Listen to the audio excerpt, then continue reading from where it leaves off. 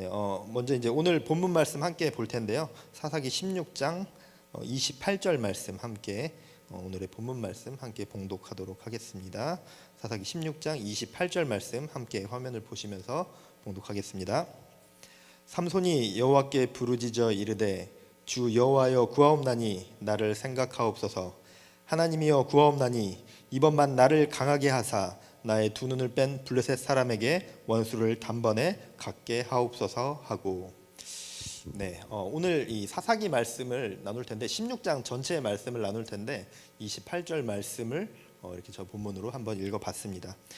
이 설교를 이제 본격적으로 나누기 전에 제가 이제 사진을 조금 띄워드릴 텐데 지금 그 전의 사진일 것 같은데, 네, 사진을 띄워드릴 텐데 사진을 보시면서 딱 지금 이제 유재석 씨의 사진이 나왔는데 이제 그 뒤에 이제 사진 몇 장 더 나올 텐데 딱 이 사진을 보고 떠오르는 이미지 넘기지 마시고요.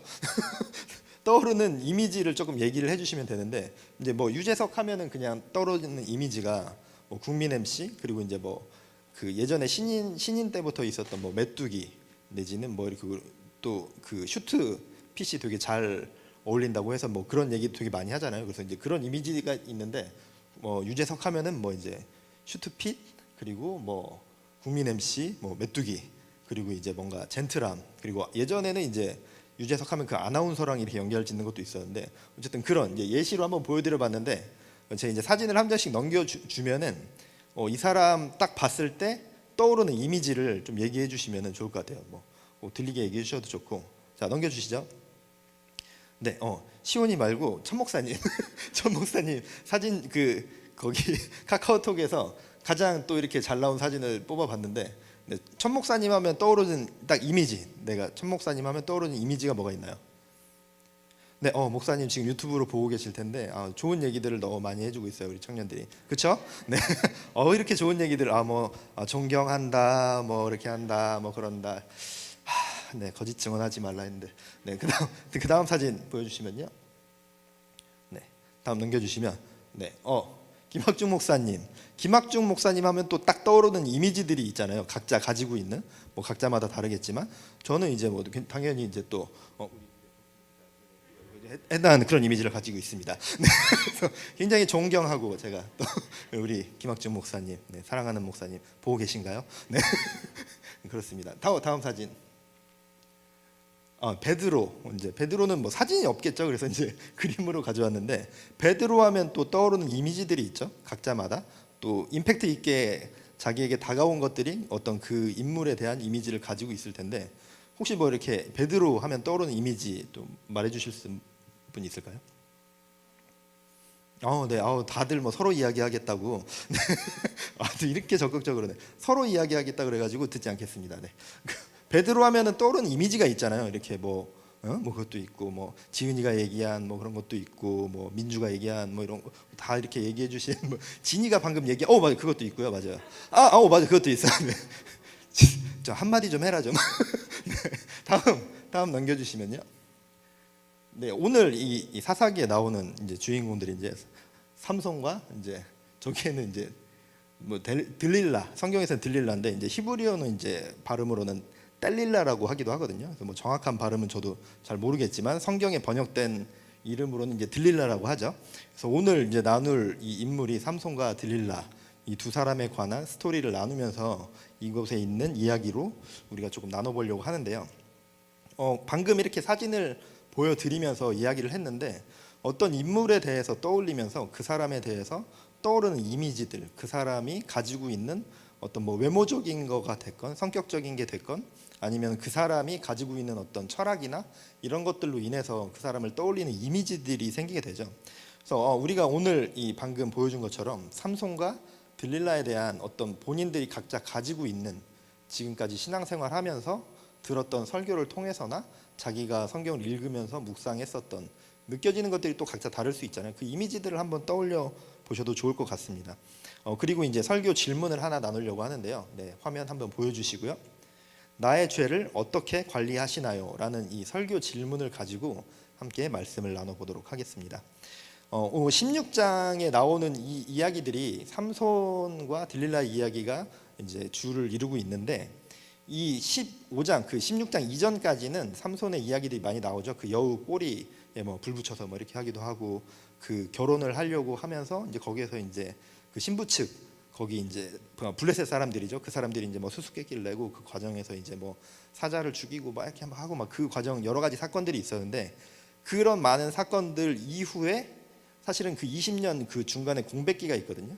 그 15장과 16절 사이에 20년 정도 공백기가 있고, 어찌 보면은 방금 이야기한 그 뭐 여우꼬리에 불 붙이고 뭐 수수께끼 내고 그거는 조금 젊었을 때 삼손의 스토리들이고, 지금 16장에 나오는 이야기는 50대 후반 정도의 삼손, 그러니까 그런 여러 가지 사건들 이후 한 20년이 지난 후에 사건, 이 삼손의 말년을 그리고 있는 이야기가 나오고 있습니다.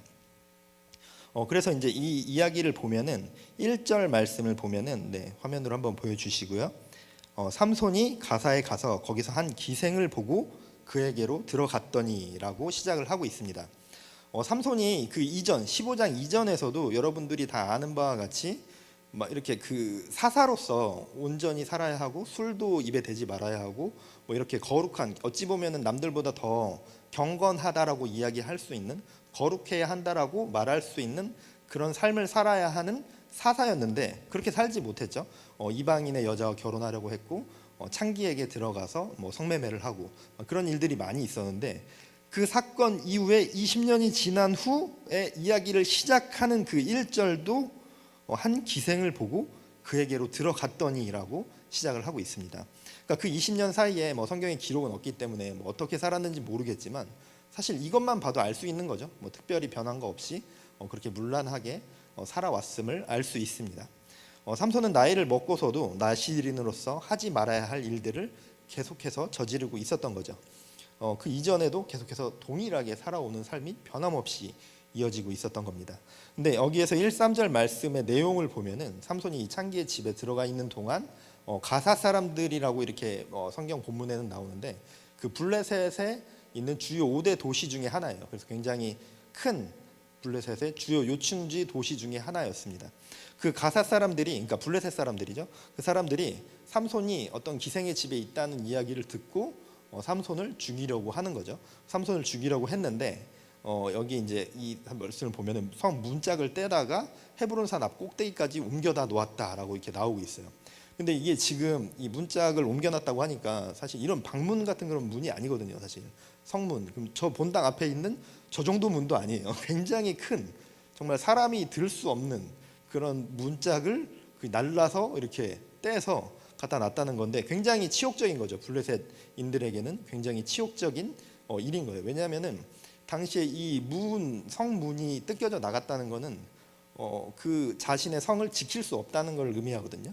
자신의 성을 지킬 수 없다는 걸 의미하고, 그리고 단 한 사람에 의해서 고작 그 성문이 뜯겨져 나가서 어떻게 손 쓸 수 없게 되는, 블레셋에게는 굉장히 치욕적인 일이었었죠.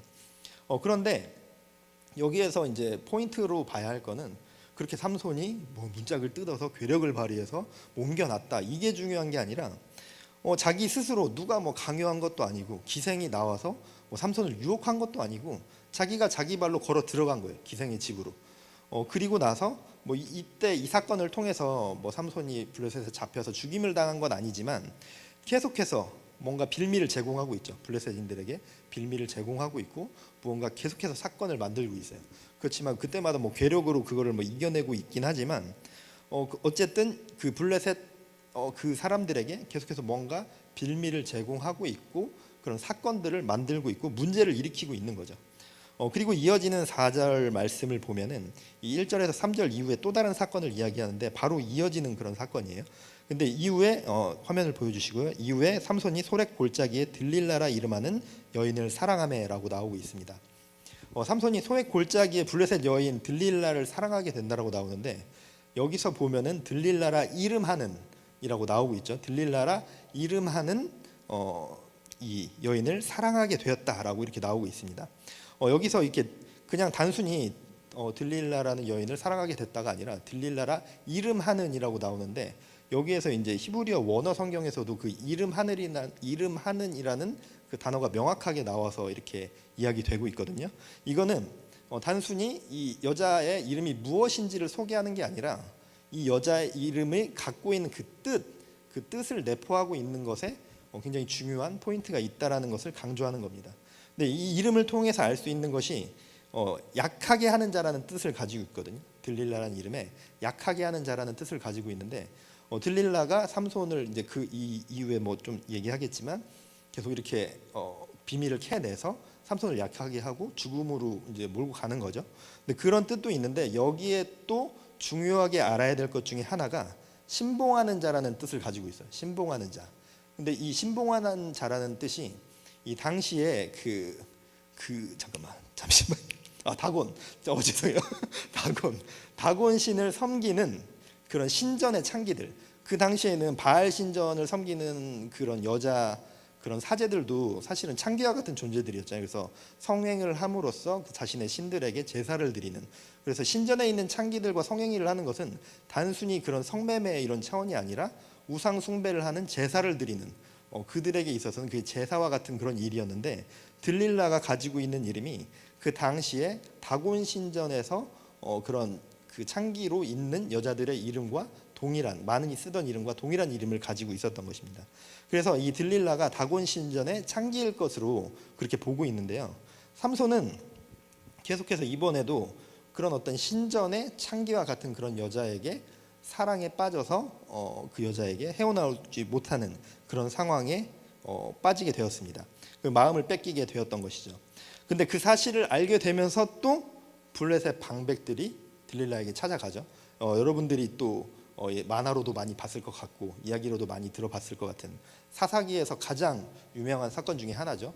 그래서 이제 그 방백들이 이제 들릴라에게 엄청난 돈을 약속하면서 삼손의 그 힘의 비밀을 알아내라. 우리가 삼손을 결박하고 죽일 수 있는 방법을 너가 알아내줘라 라고 이렇게 이야기를 합니다. 그래서 7절을 보면 삼손이 들릴라에게 이렇게 이야기를 하죠. 마르지 아니한 새 활줄 7으로 나를 결박하면 내가 약해져서 다른 사람과 같으리라 라고 이렇게 이야기를 하는데 사실 이게 거짓말이었는데 이 말을 듣고 들릴라가 그 블레셋 방백들에게 이야기를 하는 거죠.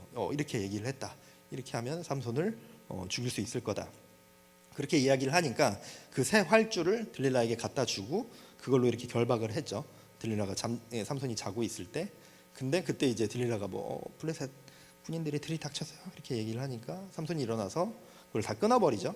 그리고 그 이후에도 또 동일하게 또 다른 거짓말을 하고 들릴라는 또 그 방법대로 또 이야기를 하고 또 끊어내고 또 들릴라가 또 화가 나고 또 다시 이렇게 막 또 꼬드겨서 이야기를 하는데 또 다른 거짓말로 이야기를 해주고 이렇게 또 다시 풀어내고 그렇게 이제 세 번의 성경에서는 세 번의 동일한 그런 패턴의 일이 발생을 하게 됩니다. 근데 이걸 보면은 사실은 이쯤 되면 삼손도 이게 뭔가 이상하다라는 생각을 해야 되잖아요. 자꾸 자기가 말해준 대로 눈도 보면은 뭐 이렇게 돼 있고 뭐 이렇게 뭐 어떻게 연기를 잘했는지 어떻게 모르겠는데 블레셋 군인들이에요. 그럼 와가지고 끊어내고 이렇게 세 번이나 반복을 했는데 그거를 좀 뭔가 이상하다라는 생각을 해야 되는 게 정상인데 그거에 대해서 뭐 이상하다라는 생각을 하지 못하는 거죠. 아마도 이 삼손이 들릴라에게 마음을 완전히 뺏겨서 그런 어떤 분별력이 없어진 것 같아요. 제가 우리 사모님을 정신이 빼앗겨서 아무것도 하지 못하고 보고 있는지 모르겠는데 어쨌든 그런 것처럼 삼손도 완전히 정신이 빠진 거죠. 그래서 어떤 이성적인 생각을 하지 못하는 상황이 되어 있었던 것 같습니다.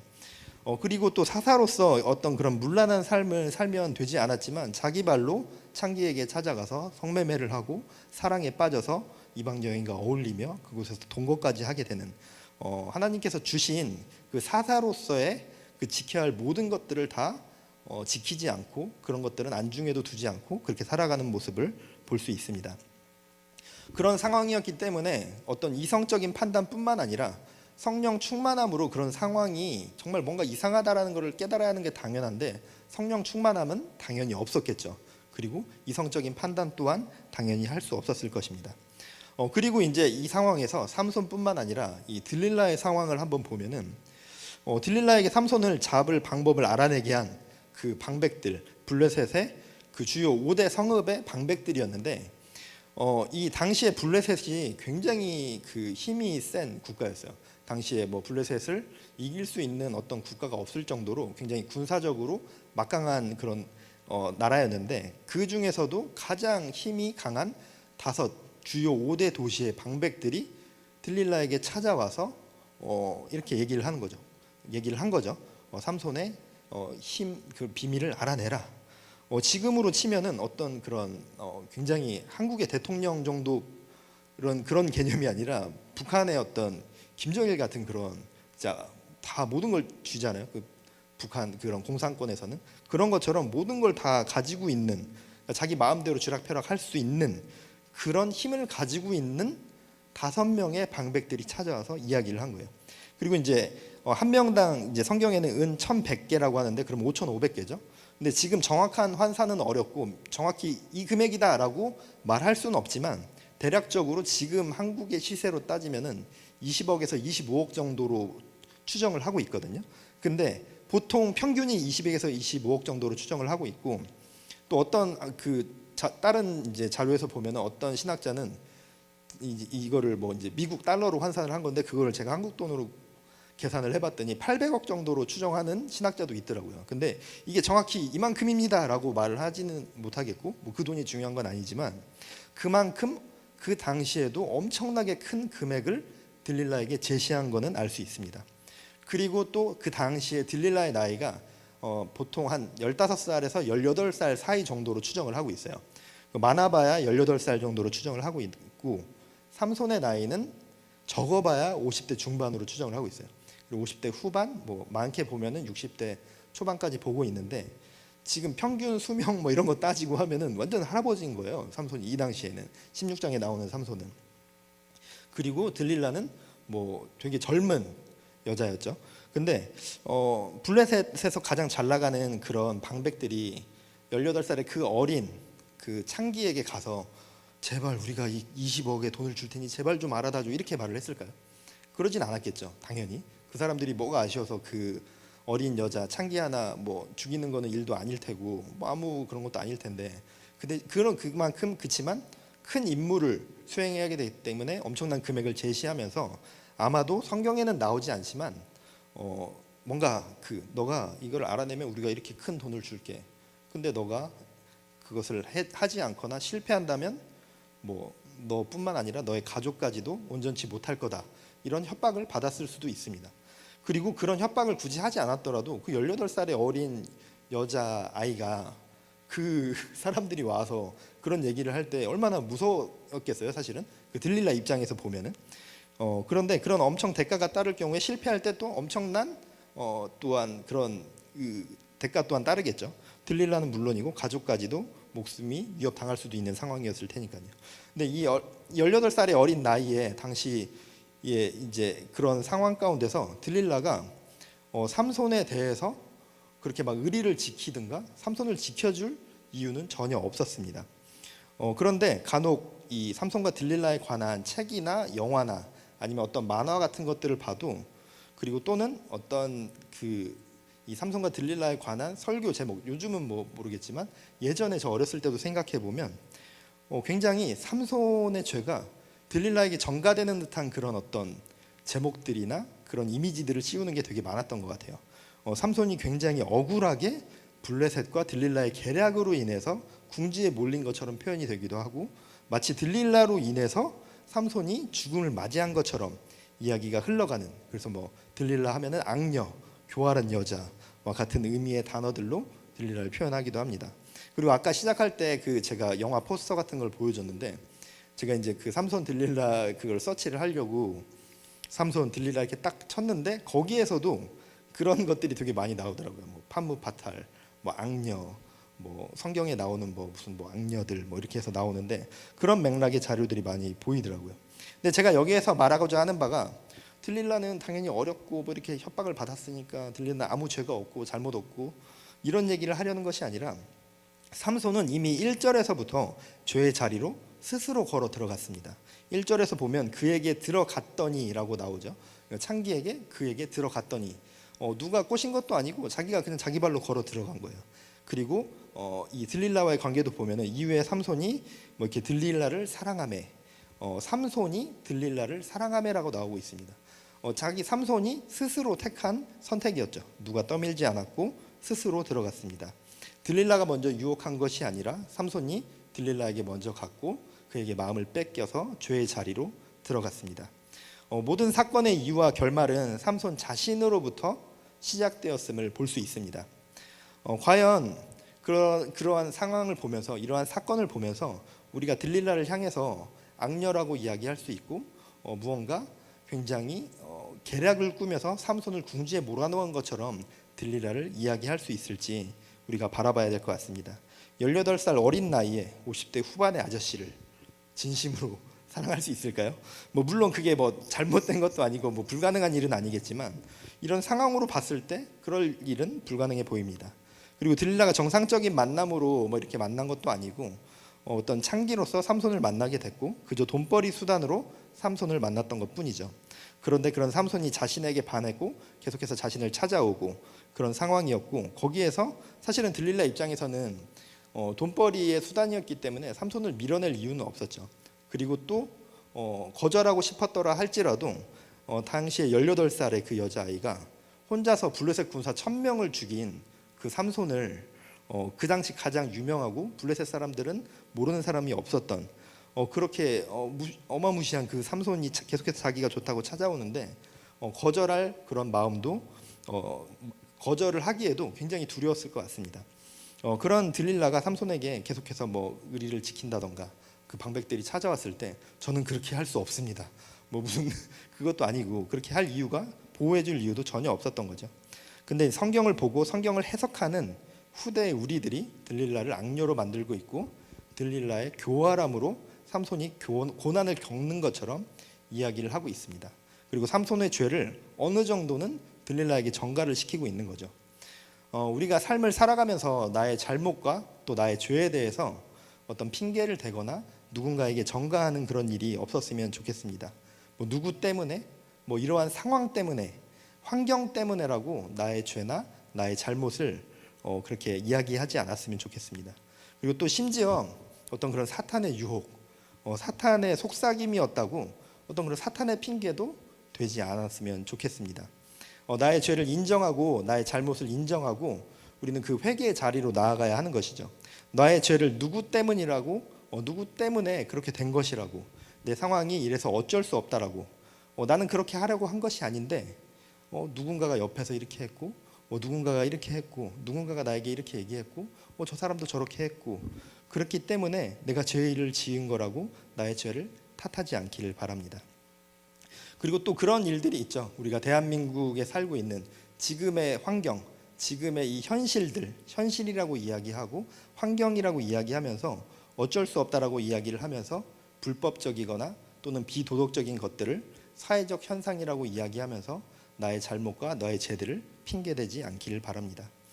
사탄이 인간을 유혹한다고, 또 내 의지가 아니었다고, 연약한 육신을 가진 인간이기 때문에 어쩔 수 없었다라고 핑계대면서 자신의 죄를 사탄에게 전가시키지 않길 바랍니다.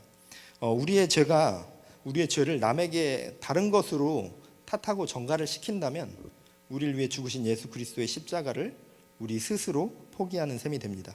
난 죄인이 아니야. 난 죄인이 아닌데 누구 때문에, 환경 때문에, 지금 다 어쩔 수 없어. 지금 다 그렇게 하는 게 그게 죄는 아니잖아 라고 이렇게 이야기하는 것은 결국 자신의 죄를 부정하고 십자가의 구원 사건을 거부하는 결과가 되어집니다. 그렇기 때문에 우리 스스로 십자가를 포기하는 일이 되어버리는 것이죠. 삼손은 나실인으로서 음행한 죄를 짓지 말아야 했고 이방 여인과 동침하면 안 됐지만 사사로서 계속해서 악한 죄를 저지르고 자기 발로 계속해서 죄의 자리로 향했습니다.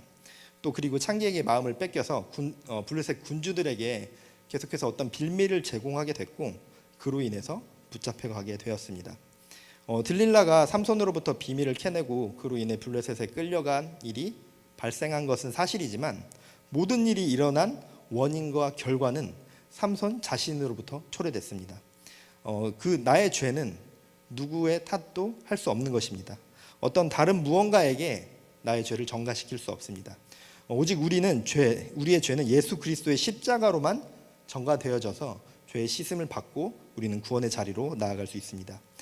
그렇게 나아갈 수 있는 것은 나의 죄를 내 스스로 인정하고 회개함으로써 진정한 십자가의 구원 사건을 우리가 깨닫고 그 십자가 구원 사건에 그 진리 가운데 나아갈 수 있는 것입니다. 그때 진정한 죄에서 자유함을 우리는 누릴 수 있게 됩니다. 오늘 그 설교 제목이 죄는 죄인 뭐 이렇게 정해봤는데 여기에서 첫 번째 우리가 죄를 핑계대지 않길 바랍니다. 나의 죄를 누군가에 의해서 나는 그러고 싶지 않았는데 누구 때문이라고, 또는 지금의 환경 때문이라고, 지금 대한민국 사회에서 살아가면서 그렇게 하지 않는 사람이 누가 있냐, 그렇게 하지 않고는 살아갈 수 없다라고 이렇게 이야기하는 그런 죄를 핑계대지 않길 바랍니다.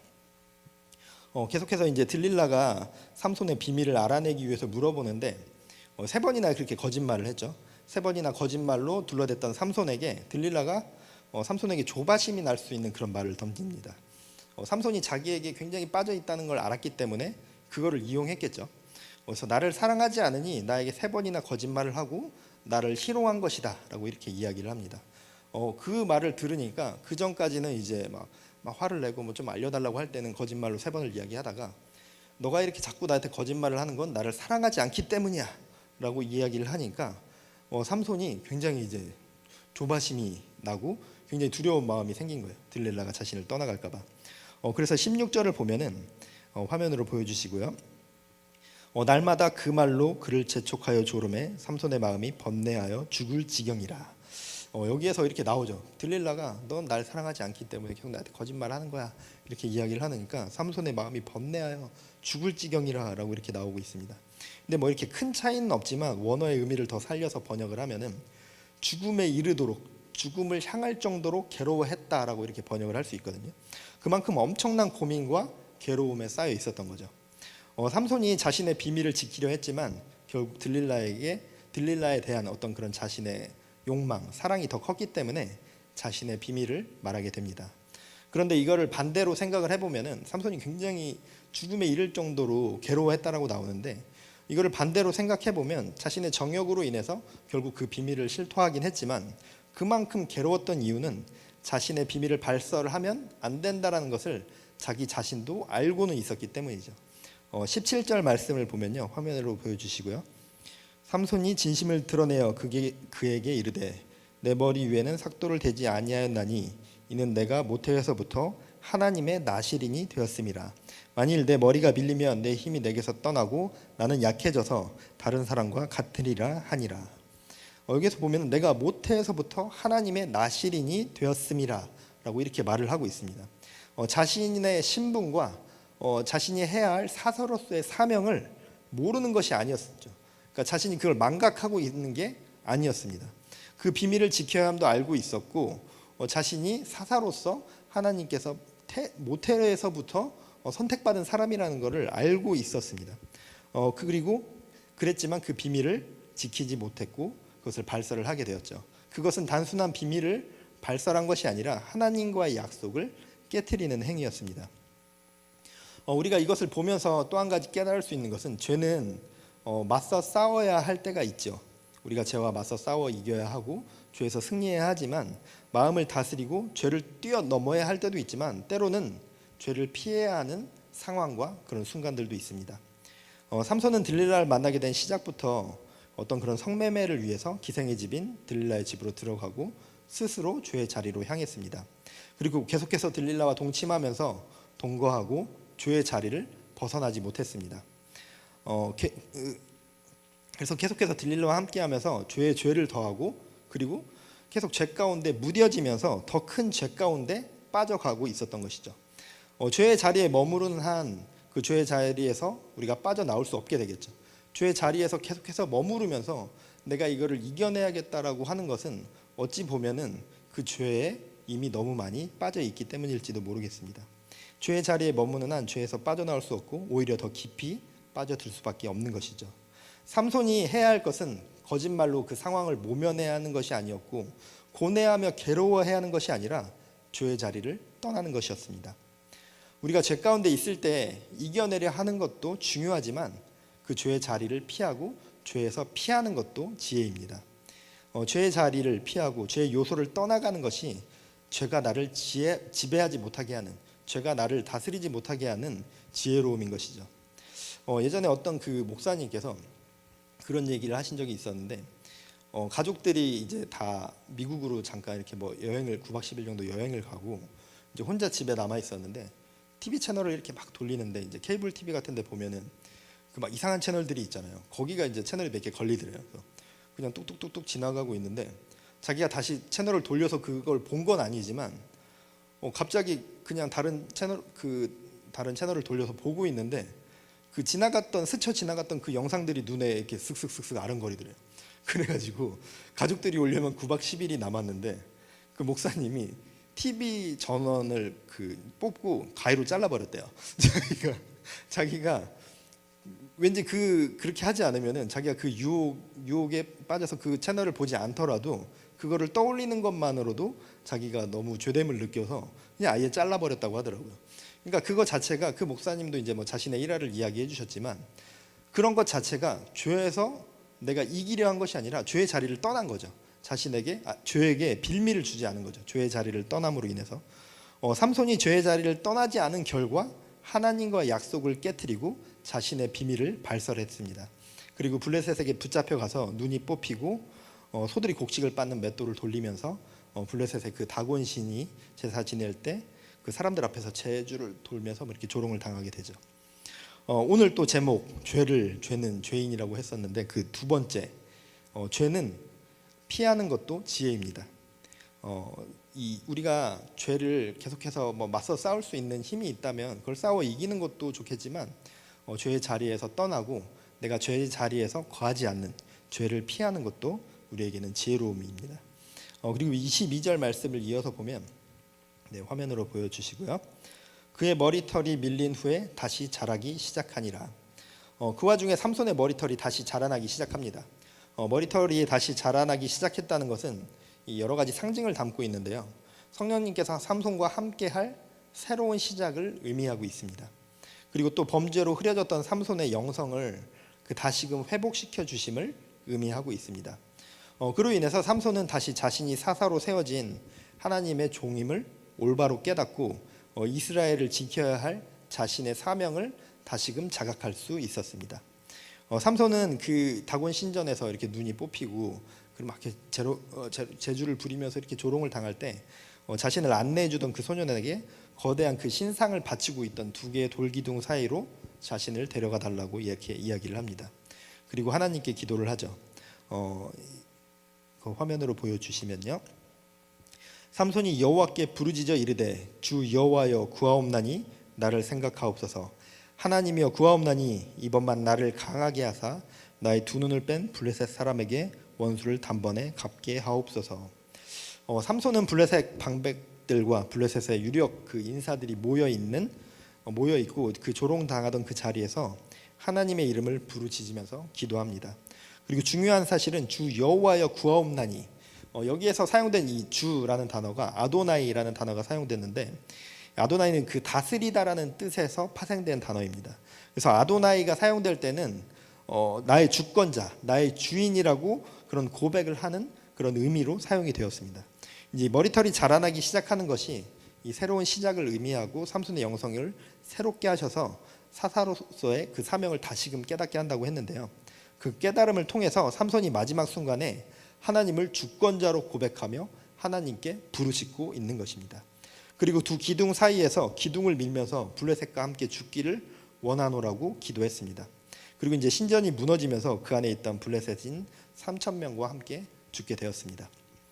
그리고 이제 30절 말씀을 보면은 화면으로 보여주시고요. 삼손이 이르되 블레셋 사람과 함께 죽기를 원하노라 하고 힘을 다하여 몸을 굽히매 그 집이 곧 무너져 그 안에 있는 모든 방백들과 온 백성에게 덮이니 삼손이 죽을 때에 죽인 자가 살았을 때에 죽인 자보다 더욱 많았더라. 삼손이 죽을 때 죽인 자가 살았을 때 죽인 자보다 많았다라고 이렇게 나오고 있죠. 하나님께서 삼손을 사사로 세우셨습니다. 그러나 삼손은 사사로서 올바른 삶을 살지 않았습니다. 하지만 하나님께서는 그 삼손이 이렇게 지나왔던 그 스토리들을 보면은 삼손은 계속해서 올바른 삶을 살지 못했고 사사로서 하나님 앞에 그리고 그 이스라엘 백성들 앞에 온전한 삶을 살지 못했죠. 그랬는데 필요한 순간마다 힘을 주셔서 삼손을 통해 블레셋을 벌하고 이스라엘을 지켜주셨습니다. 근데 삼손이 이제 하는 짓을 보면 굉장히 좀 옳지 못한 행동들을 하죠. 계속 이야기했던 것처럼. 근데 이전에도 보면은 삼손은 그 위기의 순간 때마다 정말 그 막 쉽게 말하면은 되게 아나무인처럼 살고 뭐 이런 표현 좀 그렇지만 개차반처럼 살다가 어떤 위기의 순간이 닥쳤을 때는 그 성경의 기록을 보면은 그때마다 하나님을 찾아요. 하나님을. 다른 것을 찾는 게 아니라 다른 것에서 힘을 찾는 것이 아니라 그때마다 하나님을 찾습니다. 근데 또 그때마다 하나님께서 힘을 주셔서 삼손을 통해 이스라엘을 지키시는 그런 역사를 보여주셨습니다. 그리고 또 삼손과 함께 블레셋 방백들의 주요 인물들이 모두 죽었기 때문에 이 사건 이후에 블레셋이 이스라엘 역사에 등장 자체를 하지 않아요. 이전에는 그 이스라엘 굉장히 괴롭히고 이스라엘을 못 살게 구는 가장 큰 그런 어떤 나라 중에 하나였는데 이 사건 이후에 이스라엘 역사에 블레셋이 들어오지 못하게 됩니다. 왜냐하면 삼손과 함께 죽은 이 3,000명, 그 3,000명 안에 그 블레셋을 다스리는 주요 인사들과 그 방백들이 모두 죽었기 때문에 블레셋의 힘은 급속도로 떨어지게 될 수밖에 없었던 것이죠. 삼손이 마지막을 그저 단순히 자신의 눈을 뽑은 원수들을 갚기 위함으로 해석하는 경우들도 있습니다. 하지만 마지막 순간 삼손은 하나님을 자신의 주권자로 고백하면서 성령을 힘입어서 하나님께 부르짖으며 이스라엘 원수인 블레셋을 무너뜨렸습니다. 삼손이 일생에 그런 어떤 존경받을 만한 것이 없고 자신의 정욕으로 살아갔지만 마지막 순간에 다시금 하나님의 뜻 가운데 쓰임받는 사사로서 소임을 다하며 죽음을 맞았습니다. 여기에서 우리가 알 수 있는 것은 하나님께서는 아무리 죄된 자라 할지라도 하나님의 종을 버려두고 포기하지 않으신다는 겁니다. 하나님께서는 변치 않는 사랑으로 끝까지 지키시고 끝까지 포기하지 않으시며 하나님 품으로 돌아올 수 있도록 인내해 주시고 용서해 주시고 품어 주십니다. 그리고 기회를 주십니다. 그러니 우리의 삶 가운데서도 나의 모습을 돌아보면서 아무리 죄된 나의 모습이라 할지라도 아무리 반복된 죄 가운데 허우적될지라도 스스로를 포기하거나 좌절하지 말고 하나님을 부르짖으며 끝까지 견뎌내야 합니다. 그때 우리의 삶이 하나님의 뜻 가운데 승리하는 귀한 삶이 되어질 줄 믿습니다. 네, 오늘 이 제목 또 죄는 죄인 이렇게 정했었던 걸 이야기했었죠. 우리가 죄를 핑계대지 않기를 바랍니다. 그리고 죄는 맞서 싸워 이겨야 할 때도 있지만 피하는 것도 지혜입니다. 또 죄인된 삶이라도 포기하지 않고 끝까지 하나님을 부르짖는 그런 삶으로 살아가시길 바랍니다. 네, 말씀 마치겠고요. 이제 함께 찬양 올려드리고 기도하는 시간 갖도록 할 텐데요. 예수 나를 오라 하네라는 찬양을 올려드리도록 하겠습니다. 우리가 우리의 삶 가운데 예수님을 정말 경배하고 우리가 예수님을 따르는 삶으로 나아갈 때 우리가 죄를 다스리고 우리가 죄 가운데 무너지지 않을 줄 믿습니다.